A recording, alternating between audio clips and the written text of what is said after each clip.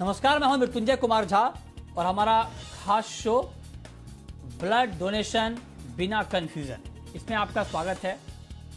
और आज चूंकि वर्ल्ड ब्लड डोनर डे है, तो इस मौके पर हम आपके लिए एक बेहद खास शो लेकर आए हैं, जहां पर हम आपको बताएंगे कि ब्लड डोनेशन को लेकर क्या क्या भ्रम है, क्या क्या मिथ हैं और सच्चाई क्या है।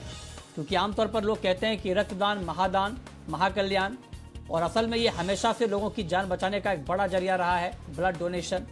कोरोना काल में भी बड़ी संख्या में लोग ब्लड डोनेशन के कारण ही बच पाए हैं, लेकिन अब भी बहुत से लोग ऐसे हैं जो ये मानते हैं कि रक्तदान सेहत के लिए अच्छा नहीं है। उनके अंदर इस तरह की भ्रांतियां हैं, भ्रम है, और जिनसे उन्हें लगता है कि ब्लड डोनेशन करने से लोग बीमार हो सकते हैं।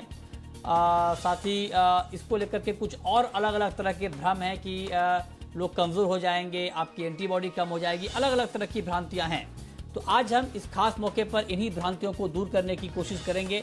हमारे साथ बड़े डॉक्टर जुड़ेंगे जो आपको बताएंगे कि ब्लड डोनेशन की आखिर सच्चाई है क्या, और ब्लड डोनेशन आपको कैसे करना चाहिए, क्यों करना चाहिए, इस पर डिटेल में हम बातचीत करेंगे। लेकिन उससे पहले देखिए ये खास रिपोर्ट।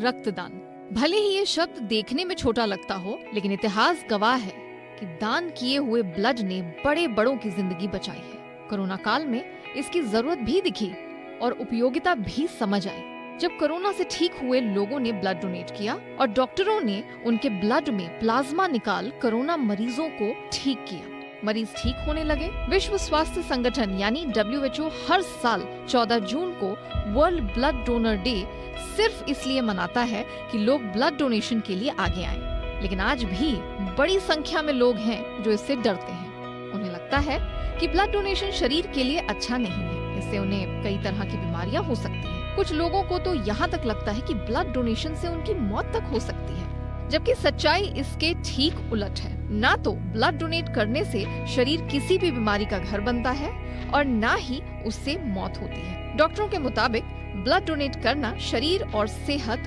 दोनों के लिए अच्छा होता है, क्योंकि इससे शरीर में नए ब्लड वेसल्स बनते हैं। एक नॉर्मल व्यक्ति के शरीर में 10 यूनिट यानी 5 से 6 लीटर ब्लड होता है, और ब्लड डोनेट करते समय डोनर के शरीर का केवल 1 यूनिट यानी 450 ml ब्लड ही लिया जाता है।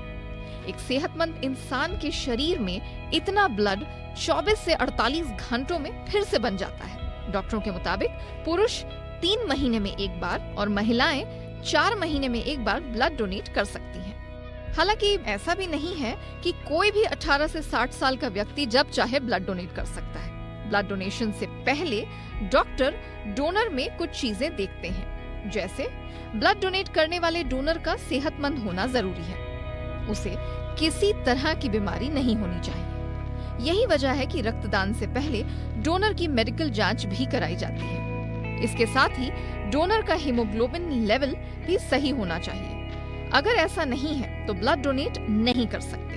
अगर कोई HIV, हेपेटाइटिस, TB, कैंसर जैसी दूसरी जानलेवा बीमारी से ग्रसित है तो वो ब्लड डोनेट नहीं कर सकता। इतना ही नहीं, अगर कोई हाल ही में कोरोना से ठीक हुआ है तो वो भी 14 दिन बाद ही ब्लड डोनेट कर सकता है, और कोरोना की वैक्सीन लगवाई है तो भी 14 दिन बाद ही ब्लड डोनेट किया जा सकता है। आज कोरोना काल में हम सभी ने एक चीज सीखी है कि जिंदगी कीमती है, हर एक की अपनी अहमियत है, अपनी जगह है, और रक्तदान पहले भी जिंदगियां बचाता रहा है और आगे भी जिंदगियां बचाता रहेगा। इसलिए अगर आप सेहतमंद हैं तो रक्तदान जरूर कीजिए, क्योंकि पता नहीं कब आपका दान किया हुआ रक्त किसी की जिंदगी बचाने के काम आ जाए।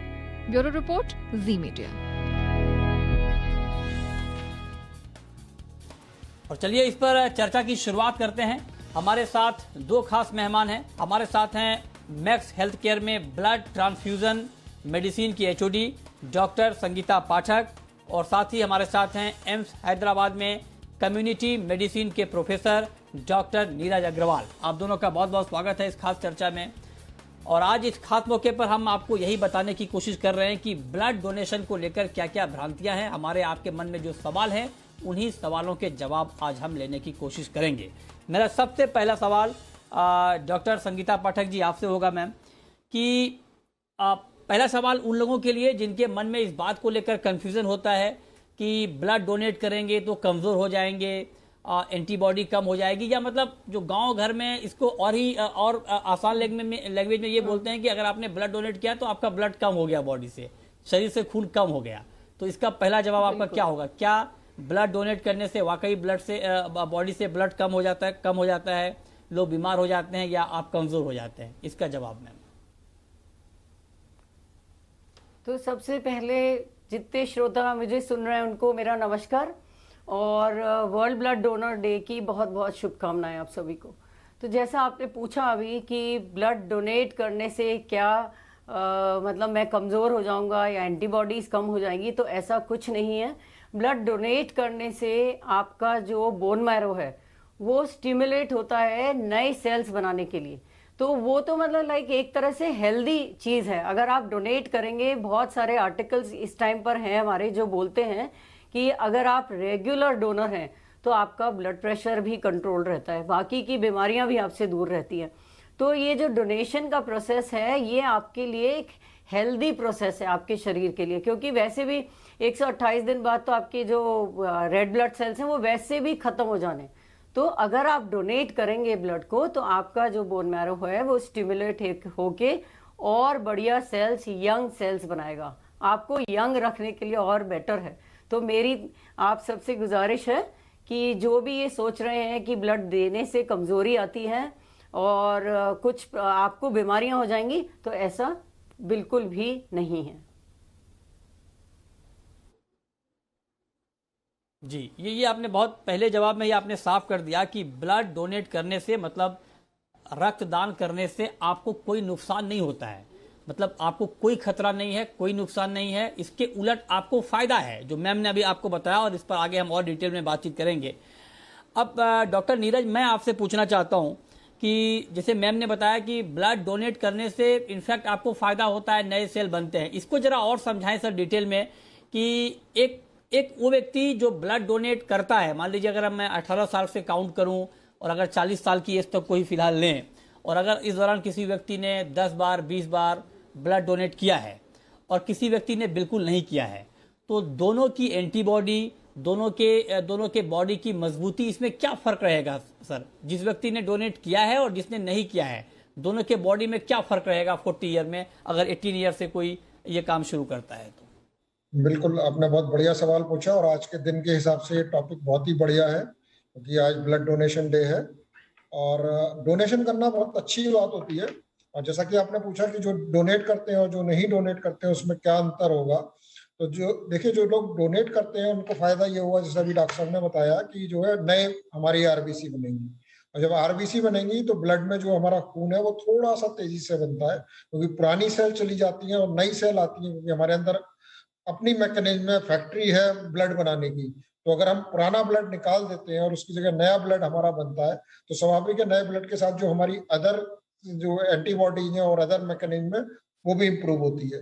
और मैंने यहाँ तक देखा है कि बहुत सारे लोग जो है अपना नियमित समय पर ब्लड डोनेट करते हैं, और हम एक साल में 4 बार कर सकते हैं। तो मैंने लोगों को देखा है कि जो लोग ब्लड डोनेट करते हैं वो अपने इस तरह करते हैं, पहली बार अपने जन्मदिन पे करा, दूसरी बार अपनी शादी की एनिवर्सरी पे करा अगर वो 3 महीने बाद पड़ रहे हैं, और उसके बाद या तो अपनी पत्नी के नाम से डोनेट किया या अपने बच्चों के नाम से, या अपने पिताजी के बर्थडे आया तो उस दिन डोनेट किया। तो इस तरह से हम 3 या 4 बार कर सकते हैं। और इस बहाने जो है हम अगर किसी को अपना जो है एक बर्थडे का गिफ्ट देना चाहते हैं या शादी का गिफ्ट देना चाहते हैं, या हम अपने आप के होने को एक सोसाइटी के नाम पे करना चाहते हैं, तो हम इस तरह से अपने दिन बना सकते हैं कि जिस दिन हमारा बहुत महत्वपूर्ण दिन है हमारी जिंदगी का, उस दिन हम ब्लड डोनेट कर सकते हैं। और ऐसे हम अगर साल में 4 दिन छांट लें तो हम 4 बार तो ब्लड डोनेट कर सकते हैं। और ब्लड डोनेट करने से कोई प्रॉब्लम नहीं होती, बल्कि फायदा ही होता है, क्योंकि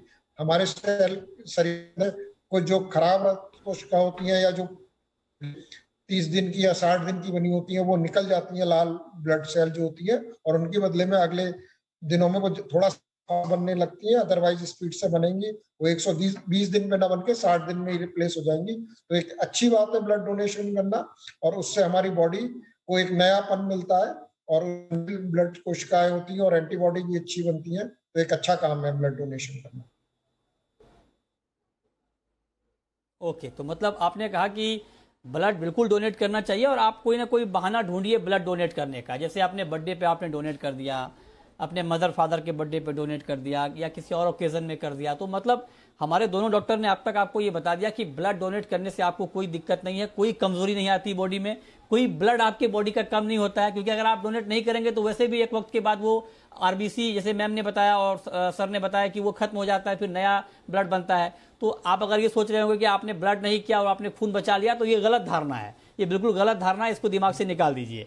अब मैम मैं आपसे पूछना चाहता हूं, अगला सवाल मेरा आपसे ये होगा कि ब्लड डोनेशन करने से ठीक पहले, जैसे मान लीजिए मैं अगर अभी ब्लड डोनेट करने जा रहा हूं, तो उससे ठीक पहले मुझे क्या क्या सावधानी बरतनी चाहिए? मतलब मैं आपसे ये पूछ रहा हूं कि खाने पीने को लेकर क्या खाली पेट ब्लड डोनेट कर सकते हैं या खाली पेट नहीं करना चाहिए? और ब्लड डोनेट करने के तुरंत बाद क्या अगले 1-2 दिन तक कुछ एक्स्ट्रा प्रिकॉशन रखने होते हैं क्या? ये जरा बता दें कि ब्लड डोनेट करने से ठीक पहले और ठीक बाद क्या सावधानियां बरतनी चाहिए।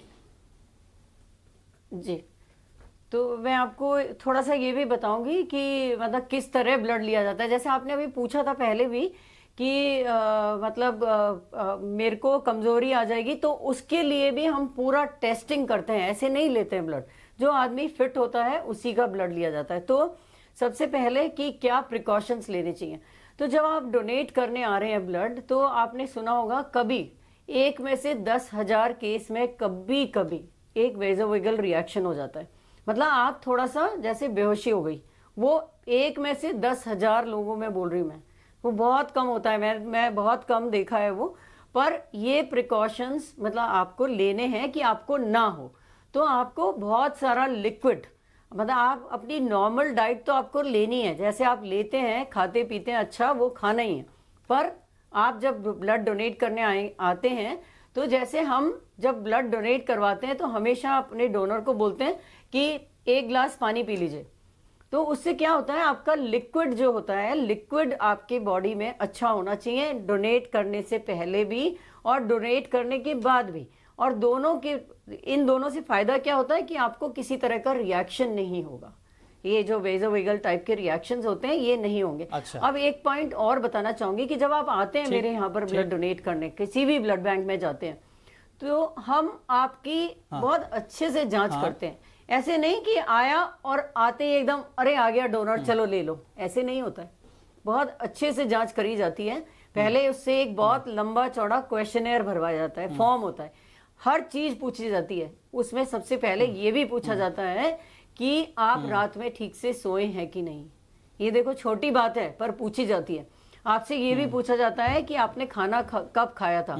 तो विद इन 4 आवर्स आपने कुछ खाया होना चाहिए। खाली पेट ब्लड कभी नहीं लिया जाता है। हम अपना सैंपल देते हैं, तो सैंपल जब देते हैं तो कई सैंपल हमको खाली पेट देने पड़ते हैं। पर ये तो ब्लड डोनेशन है, हमारा 450 ml ब्लड लिया जाएगा या 350 ml लिया जाएगा, तो खाली पेट कैसे दिया जाएगा, है ना। तो खाली पेट कभी भी ब्लड नहीं दिया जाता है। आपको हमेशा अच्छे से ब्रेकफास्ट करा होना चाहिए या लंच करा होना चाहिए।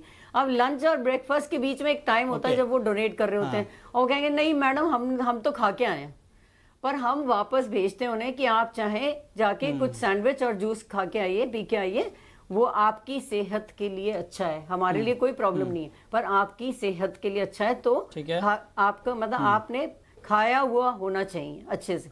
फिर उसके बाद क्वेश्चनर में क्वेश्चंस बहुत सारे होते हैं, इंक्लूडिंग कि आपको कोई बहुत लंबी बीमारी तो नहीं हुई है, टाइफाइड नहीं हुआ है, कोई टीका तो नहीं लगा है, कोई एंटीबायोटिक तो नहीं ले रहे हो, बहुत सारी चीजें पूछी जाती है। इसके बाद भी वो सब यस नो जो भी करता है, उसके बाद भी हमारे डॉक्टर जो होते हैं, जो बैठते हैं, वो एक एक चीज फिर से पूछी जाती है। आपका वजन लिया जाता है, आपका हीमोग्लोबिन करा जाता है। तो ये देखो कितना मतलब अच्छी गहन जांच है, ऐसा नहीं कि आया और ले लिया। उसके बाद 12.5 हीमोग्लोबिन होना बहुत जरूरी है। क्यों जरूरी है भाई, आप किसी मरीज को दे रहे हैं ब्लड, तो मरीज को एक क्वालिटी ब्लड जाना चाहिए। अब अगर 10 हीमोग्लोबिन वाला दे दिया, 9 वाला दे दिया, तो वो ऑक्सीजन कैरिंग कैपेसिटी तो उसकी वैसे ही कम है। आपने क्या ब्लड दे दिया उसको, उसे कुछ काम ही नहीं होगा उससे, है ना। तो आप तो एक मरीज को दे रहे हैं ना ब्लड, तो गुड क्वालिटी हर एस्पेक्ट में होना चाहिए। और हीमोग्लोबिन तो सबसे इंपॉर्टेंट है, क्योंकि ऑक्सीजन कैरिंग कैपेसिटी तो हीमोग्लोबिन में होती है।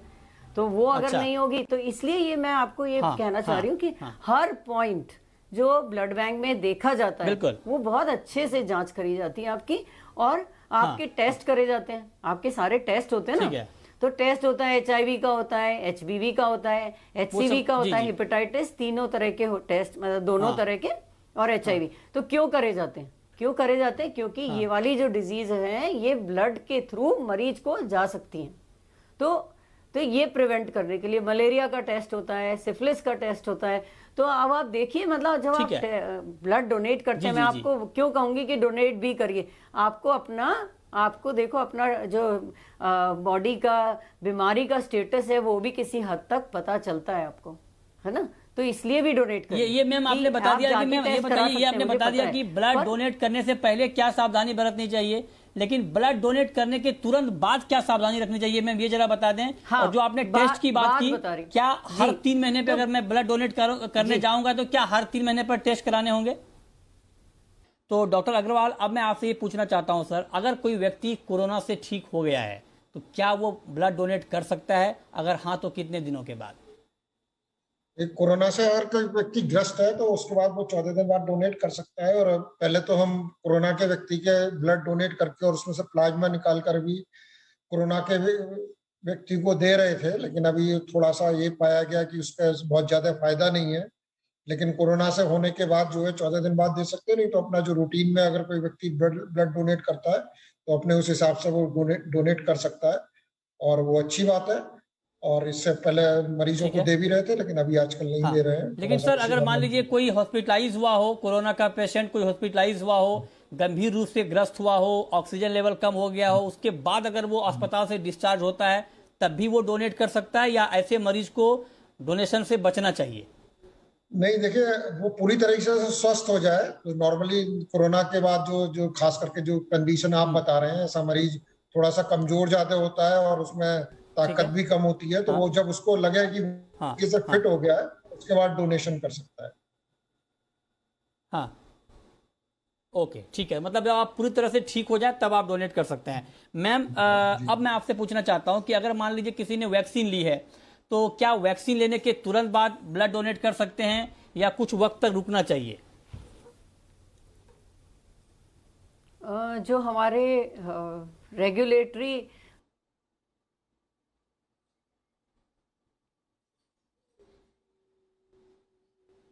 कोई सा भी डोज लगाओ तो उसके हम 14 दिन बाद डोनेट कर सकते। अच्छा, तो मैम अमेरिका में ये है कि तुरंत लगा सकते हैं आप, अपने यहाँ ये 14 डेज का गैप क्यों है मैम? यूएस में तो वैक्सीन लेने के तुरंत बाद आप कर सकते हैं ब्लड आपने डोनेट। अच्छा क्वेश्चन ऐसा क्यों है? पूछा जी, आपने अच्छा क्वेश्चन पूछा, क्योंकि अमेरिका में क्या है कि जो भी 3 डोज जो फाइजर है और मॉडर्ना है ये लग रहे हैं, वैसे तो आप चाहे अमेरिका में चाहे अपने यहाँ पर कोई सा भी जो वैक्सीन लग रहा है वो कोई भी लाइव वायरस वाला वैक्सीन नहीं है हमारे पास, किसी के पास भी नहीं है इस टाइम पे। पर अमेरिका और हमारे में क्या अंतर है? ये अंतर है कि हमारा जो ड्रग्स ब्लड बैंक का जो सिस्टम है वो under the drugs and cosmetics act आता है 1940, ठीक है। और वो जो एक्ट है वो कहता है कि जो भी किल्ड वायरसेस हैं और जो भी लाइव वायरसेस हैं उनका एक टाइम पीरियड देता है वो हमें, कि समझ गया। आपको हाँ। 28 दिन बाद लगाना है, अच्छा, देना है, अच्छा। है ना, लाइव वायरसेस के, और किल्ड वायरसेस के 14 दिन बाद। तो we have to follow that, और अगर हम इसको जीरो कर देंगे, सपोज हम नेक्स्ट डे ही जाके डोनेट करेंगे, तो हम डिफाई कर रहे हैं उस एक्ट को। और एक्ट जो है वो पार्लियामेंट में जाके ही चेंज होता है with a session with a group, तो वो ऐसे चेंज नहीं होता है। तो हम ये एक्ट चेंज नहीं कर सकते, इसीलिए भी हम इस पे स्टिक करते हैं। हाँ, हाँ, ठीक है। अच्छा, ठीक है, आपने बता दिया कि यूएस में ऐसा क्यों है, हमारे यहाँ क्यों है, ये आपने बहुत अच्छे से समझा दिया। अब डॉक्टर नीरज, मैं आपसे ये पूछना चाहता हूँ कि डायबिटिक, अगर कोई शुगर का मरीज है जिनको डायबिटीज है, क्या वो व्यक्ति ब्लड डोनेट कर सकता है या उनको नहीं करना चाहिए? देखिए, डायबिटीज 2 तरह का होता है। एक तो होता है जिसमें इंसुलिन लेनी पड़ती है और एक होता है जिसमें दवाइयों से भी कंट्रोल हो जाता है। अगर बहुत ज्यादा शुगर कंट्रोल्ड है तो वो लोग डायबिटीज ठीक। डोनेट कर सकते हैं, बट अंडर सुपरविजन कि उनका ब्लड शुगर बहुत लो नहीं हो रहा है। तो बाकी जो है डोनेशन करने में डायबिटीज में ऐसा बहुत कुछ कंट्राइंडिकेशन नहीं है, बट जिसका ब्लड शुगर बहुत कंट्रोल ठीक है। नहीं है उसको अवॉइड ओके। करना चाहिए। अच्छा मैम, एक बात मैं आपसे और पूछना चाहता हूँ, बहुत सारे लोगों में इस बात का भ्रम भी होता है कि अगर मान लीजिए कोई इन्फेक्टेड व्यक्ति है और अगर उसका ब्लड डोनेट हो गया और अगर वो किसी दूसरे व्यक्ति को चला गया, तो क्या ब्लड के जरिए भी इन्फेक्शन, या मान लीजिए किसी को कोई बीमारी है और उसने ब्लड डोनेट कर दिया, तो क्या वो बीमारी दूसरे व्यक्ति में ब्लड के जरिए जा सकता है क्या? तो वो जो बीमारियां जा सकती हैं ब्लड के जरिए वो है hepatitis B, hepatitis C, HIV, आपने सुना होगा एड्स का तो बारे में बहुत, तो एड्स जा सकता है, मलेरिया और सिफिलिस। तो ये पांचों टेस्ट इसीलिए करे जाते हैं ब्लड बैंक में, पहले अच्छा। हम टेस्टिंग करते हैं। ऐसे और दूसरे बीमारियां हो सकती हैं, पर ऐसी कोई बीमारी इस तरह की नहीं है, पर ये 5 बीमारियां मेजर हैं। और एक बात और बोलना चाहूंगी, डॉक्टर नीरज ने जैसे अभी बोला डायबिटीज के लिए, तो डायबिटिक्स जो होते हैं, जो ड्रग्स पे ओरल हाइपोग्लाइसीमिक ड्रग्स ले रहे हैं वो दे सकते हैं, जो इंसुलिन पे हैं वो नहीं दे सकते। अच्छा, बिल्कुल ये क्लियर है कि जो इंसुलिन पे हैं वो बिल्कुल ब्लड डोनेट ना करें, नहीं कर सकते हैं। और ये आपने बहुत डिटेल में समझा दिया कि कौन कौन सी ऐसी बीमारी है जो ब्लड के जरिए दूसरे व्यक्ति में पहुंच सकता है, और इसीलिए ज़रूरी है कि जब ब्लड डोनेट करने जाएं तो आपकी प्रॉपर जांच हो।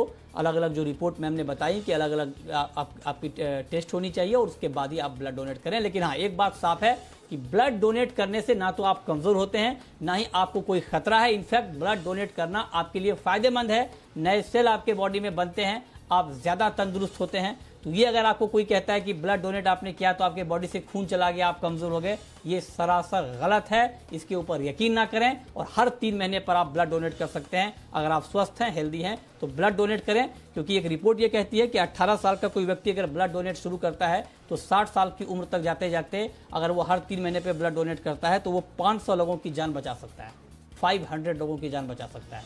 नमस्कार।